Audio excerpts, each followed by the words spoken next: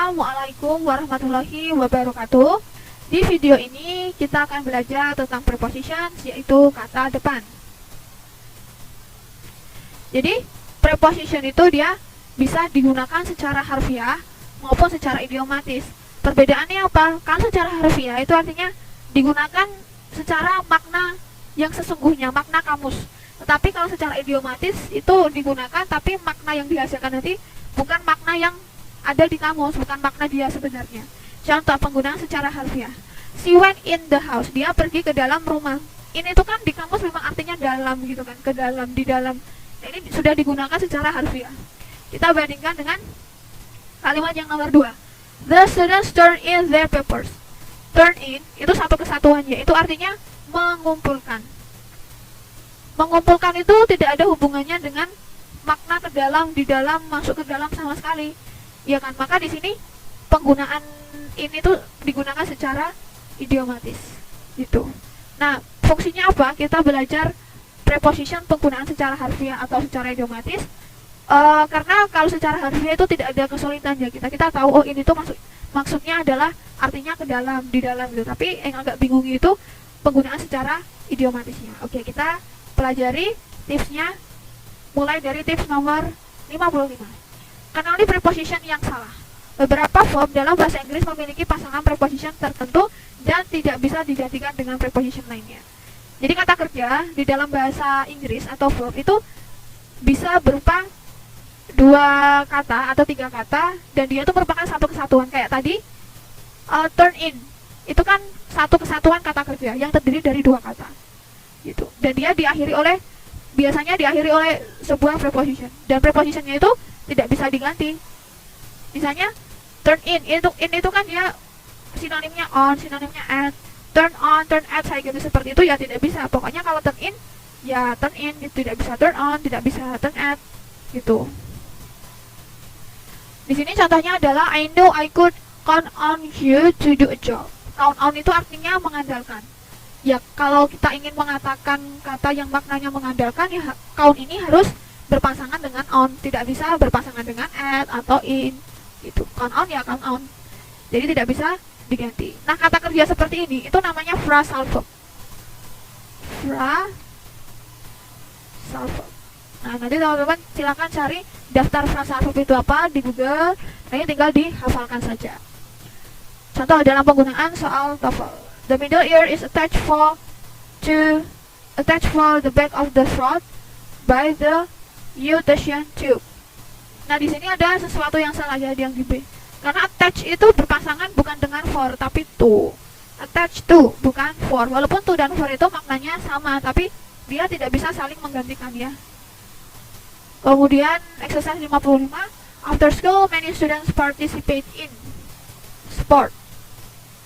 Nah, ini sudah betul ya karena participate itu berpasangan dengan in. Kemudian kalimat yang kedua ini betul ya. I know I can rally in you to be here on time. Rally in agak aneh karena rally itu tidak berpasangan dengan in tapi on. Walaupun in dan on itu artinya sama tetapi mereka tidak bisa saling menggantikan. Ini salah. Tips ke-55. Kenali preposition yang telah dihilangkan. Beberapa verb dalam bahasa Inggris memiliki pasangan preposition tertentu dan tidak bisa preposisi tersebut dihilangkan. Ya, kayak tadi ya, kalau yang tips ke-55 tadi prepositionnya itu pasangannya diganti, tetapi kalau yang ini malah justru dihilangkan. Contoh, can you wait for me after the game? Nah, ini contoh kalimat yang sudah lengkap. Tidak bisa, misalnya for-nya saya hilangkan. Can you wait me after the game? Tidak bisa. Karena wait harus berpasangan dengan for, tidak bisa dihilangkan. Contoh dalam soal TOEFL. In July of 1861, Pat Garrett killed Billy the Kid in a house close Fort Summer. Close itu seharusnya digunakan bersama to. Close to Fort Summer, tidak bisa dihilangkan ya. Jadi yang salah D. Exercise 56. If you take this job, it will be necessary to deal other department. Deal with. Tidak bisa dihilangkan with-nya itu. Ini salah. Each child took one cookie from the plate. Nah, ini sudah betul kalimatnya. Assalamualaikum warahmatullahi wabarakatuh. Di video ini kita akan belajar tentang kesalahan umum dalam penggunaan kata. Tips ke-57, bedakan penggunaan verb make dan do. Jadi di sini kata kerja make dan do itu dia sering penggunaannya terbalik-balik ya. Kalau make itu bermakna menciptakan atau membangun. Contohnya di sini make her own clothes, make a cake for dessert, make a mistake, make a response. Kalau do itu dia bermakna mengerjakan atau menampilkan, seperti did all the dishes, doing the assignment, did the work, do your laundry. Secara sederhana perbedaan antara make dan do adalah kalau make itu dia menciptakan sesuatu yang baru. Jadi awalnya itu bendanya tidak ada tapi menjadi ada. Tetapi kalau yang do itu dia bersifat seperti mengerjakan sebuah tugas atau pekerjaan. Contoh dalam soal TOEFL, only about 3% of oil wells actually do a profit. A profit itu kan sebuah keuntungan dan dia diciptakan. Jadi dia tidak tepat jika digunakan bersama do. Dia seharusnya digunakan bersama make a profit. Exercise ke-57, the biologist didn't did several mistakes in the lab report. Mistake itu kan dibuat, diciptakan, jadi bukan did ya, tapi seharusnya made. Ini merupakan contoh yang salah. I hope that you will be able to do me a favor this afternoon. Berbuat sebuah kebaikan. Jadi kebaikan itu kan dia dikerjakan, jadi sudah tepat menggunakan do. Benar. 58. Bedakan penggunaan like, alike, unlike, dan dislike. Ini merupakan 4 kata yang bentuknya itu mirip sehingga penggunaannya itu mudah sekali untuk terbalik-balik. Kita perhatikan tabel penjelasannya di samping ini. Di sini yang dibandingkan ada like dan unlike, dan like dan dislike. Antara like dan alike, mereka itu sama-sama berkelas kata adjektif. Dan dia artinya sama-sama mirip. Tapi bedanya di sini kalau like itu dia digunakan sebelum noun, like itu digunakan sebelum sebuah noun, tetapi kalau like itu karena dia predikat adjektif, jadi dia tidak digunakan sebelum noun tetapi setelah linking verb. Linking verb itu daftar kata kerjanya sudah kita pelajari di video sebelumnya ya. Ada be, ada look, ada seem, ada smell, dan lain-lain. Kalau like dan unlike, di sini kelas katanya sama-sama sebagai preposition, dan dia itu kalau like itu artinya mirip, kalau unlike itu berbeda. Sebagai sebuah preposition, tentu saja dia diikuti oleh sebuah object of preposition. Keduanya juga dapat digunakan di berbagai posisi termasuk di awal kalimat. Kalau like dan dislike di sini sama-sama berkelas kata kerja. Kalau like artinya suka, kalau dislike artinya tidak suka ya. Jadi like di sini bisa memiliki kelas kata 3, bisa jadi adjective, bisa jadi preposition, bisa jadi sebuah verb. Dan ini adalah contohnya dalam penggunaan kalimatnya. Like dan alike. John and Tom are alike. Nah, like digunakan setelah linking verb. John and Tom work in a like manner. Dia like itu digunakan sebelum sebuah noun. Kemudian antara like dan unlike, John is like Tom, John is unlike Tom. Dia ini preposition, dan si Tom ini sebagai object of preposition. Like dan dislike. John and Tom like the course, John and Tom dislike the course. Ini sama-sama sebagai kata kerja. Contoh penggunaannya dalam soal TOEFL. Dislike samec with red berries, samec with white berries is poisonous. Ini kan kata kerja ya, dislike itu ya. Dan dia tidak bisa digunakan di awal kalimat begini saja. Kita lihat di belakangnya samec with red berries. Nah, ini adalah sebuah kata benda sehingga ini tuh seharusnya bukan kata kerja yang di sini, tetapi preposition. Kita pilih yang unlike. Jadi jawabannya adalah unlike samec with red berries, samec with white berries is poisonous. Exercise 58. The two routes you have chosen for the trip are like. Like itu kan digunakan setelah like itu digunakan sebelum sebuah kata benda. Jadi sini seharusnya ada kata benda, tapi dia tidak. Jadi di sini merupakan contoh kalimat yang salah. Seharusnya ini like, bukan like.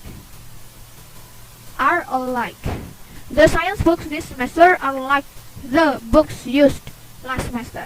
Nah, ini sudah betul ya kalimatnya karena like di sini dia sebagai preposition dan the books used last semester ini sebagai object of preposition. Kemudian bedakan penggunaan other, another, dan others. Ini juga agak sedikit membingungkan penggunaannya. Jadi di sini kita mulai dari dia itu general atau spesifik. Jadi di sini ada another, other, others. Jadi ketika another ini digunakan sebagai adjektif, maka dia diikuti oleh sebuah noun di belakangnya. Tapi kalau digunakan sebagai pronoun dia berdiri sendiri, dia tidak ada pengikutnya. Lalu juga dengan other. Other kalau digunakan sebagai adjektif dia diikuti oleh sebuah noun. Tapi kalau digunakan sebagai pronoun dia tidak bisa diikuti oleh sebuah noun, dia berdiri sendiri gitu. Ini ya, kalau dia digunakan bersama singular noun atau dia bermakna singular, dia tanpa ada embel-embel s di sini dan dia maknanya tunggal, maknanya singular. Kalau plural, other books ada s-nya di sini, ada s-nya di sini gitu.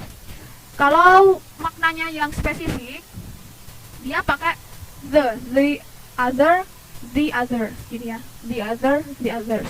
Sama, kita membedakannya apakah dia digunakan sebagai adjektif atau pronoun. Kalau adjektif ya udah pasti dia diikuti oleh sebuah noun. Kalau pronoun dia berdiri sendiri. Gitu ya. Untuk menggunakan other, another, others kita harus memperhatikan beberapa hal berikut ini. Apakah kita menggunakan untuk singular atau plural noun? Ini ya, singular atau plural noun. Apakah kita menggunakan noun dengan makna umum atau makna khusus? Another dan other bisa di kelas kata adjektif atau pronoun, sedangkan others berkelas kata pronoun saja. Others dan another berkelas kata adjektif ketika mereka diikuti oleh noun di belakangnya. Another dan other berkelas kata pronoun ketika mereka tidak diikuti oleh noun belakangnya. Another digunakan hanya untuk singular noun, others digunakan hanya untuk plural noun. Jadi intinya kalau dia digunakan sebagai adjektif sudah pasti di belakang katanya itu ada sebuah kata benda. Tapi kalau sebagai pronoun dia berdiri sendiri, tidak ada pengikut apapun. Contoh dalam soal TOEFL, Pittsburgh has reduced its smoke by requiring more complete oxidation of fuel in cars. And other cities can do the same thing. Others itu kan di sini ya tempatnya. Pronoun dia hanya bisa berdiri sebagai kata ganti atau pronoun. Sedangkan di sini di belakangnya ada kata benda yaitu cities. Berarti dia seharusnya di sini tidak membutuhkan kata ganti, tapi lebih tepatnya membutuhkan adjektif. Nah, adjektif yang bisa menggantikan adalah ya ini other. Other ya. Ini dicoret s-nya. And other cities can do the same thing.